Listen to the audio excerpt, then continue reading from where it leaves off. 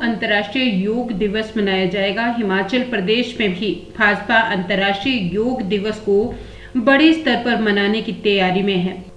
Himachal BJP प्रदेश के सभी 68 विधानसभा क्षेत्रों में कम से कम 4 स्थानों पर योग दिवस के कार्यक्रम करेगी। इसमें बूथ स्तर से प्रदेश स्तर के कार्यकर्ता शामिल होंगे। इसके अलावा प्रदेश में भाजपा के सभी विधायकों और विधानसभा चुनावों में प्रत्याशी रहे नेताओं को भी अपने निर्वाचन क्षेत्र में कार्यक्रम करने की जिम्मेदारी दी गई है। हिमाचल भाजपा के उपाध्यक्ष संजीव कटवाल ने केंद्र में फिर एनडीए सरकार की वापसी के लिए भाजपा कार्यकर्ताओं का आभार व्यक्त करते हुए कहा कि वर्ष 2014 में नरेंद्र मोदी ने प्रधानमंत्री बनने के बाद योग को बढ़ावा देने के लिए काम किया। उन्होंने कहा कि संयुक्त राष्ट्र में 153 देशों के समर्थन से अंतर्राष्ट्रीय योग दिवस 21 जून को मनाना तय हुआ। आगामी 21 जून को हिमाचल प्रदेश में भी बड़े स्तर पर योग दिवस मनाया जाएगा। इसमें हिमाचल प्रदेश में बूथ स्तर से प्रदेश स्तर के भाजपा कार्यकर्ता शामिल होंगे। पार्टी की ओर से प्रत्येक विधानसभा क्षेत्र में कम से कम 4 स्थानों पर योग दिवस के कार्यक्रम आयोजित किया जाना तय किया गया है।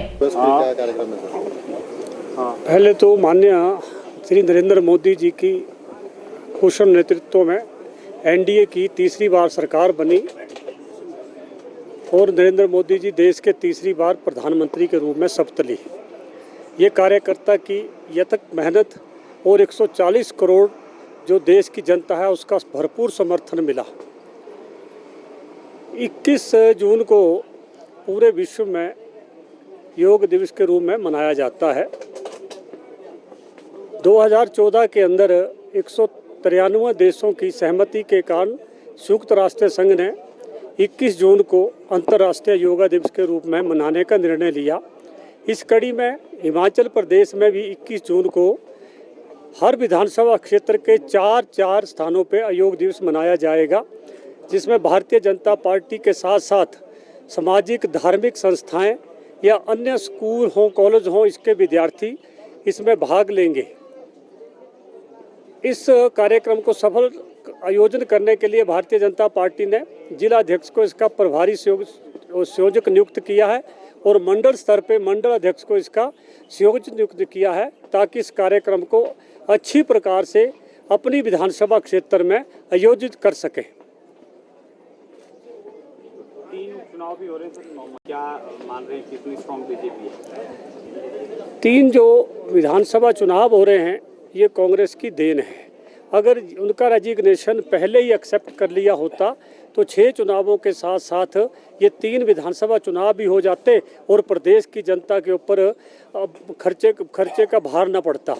लेकिन 3 विधानसभा क्षेत्रों के अंदर पहले भी इंडिपेंडेंट प्रत्याशी जीते थे जिन्होंने भारतीय जनता पार्टी की सदस्यता ग्रहण कर ली और तीनों विधानसभा क्षेत्रों को भारतीय जनता पार्टी भारी मतों के साथ विजय होगी। इतना मैं आपको आश्वासन देता हूँ। सर वहीं पर सर देहरा की बात की जाए, देहरा पर भाजपा का कब्जा रहा है, लेकिन इस बार यहाँ पर सीएम की धर्मपत्नी चुनावी मैदान में। देहरा में पहले भी होशियार सिंह जी ने 2 बार लगातार इंडिपेंडेंट के रूप में चुनाव जीता है, आगे भी वो चुनाव जीतेंगे। जैसे आप देख रहे हैं कि कांग्रेस सरकार अब पहले मित्रों की सरकार होती थी, अब पति पत्नी और मित्रों की सरकार हो गई है। इसी प्रकार दिल्ली में भी देख लो आप, सोनिया गांधी, राहुल गांधी, अब प्रियंका गांधी चुनाव, एक ही परिवार के 3 सदस्य जो एक ही लोकसभा में सदस्य होंगे। यानी कि इसमें जो साधारण कार्यकर्ता है, जो एक लोकल लीडर है, जो इतनी मेहनत करता है कि वो उसकी भी इच्छा होती है कि मैं चुनाव लड़ूं, चुनाव जीतूं। तो इस प्रकार तो कांग्रेस ने अपने सभी कार्यकर्ता जो है धीरे धीरे खत्म कर रही है। अब देहरा में लो कि वहाँ इतने कार्यकर्ता हैं कांग्रेस के, डॉक्टर अजय शर्मा थे, नरदेव थे या और लोग थे, विप्लव ठाकुर जी थी, उनको वहाँ से टिकट ना दे के केवल मुख्यमंत्री जी ने अपनी पत्नी को टिकट दिया। ये कार्यकर्ता के साथ बिल्कुल अन्याय है।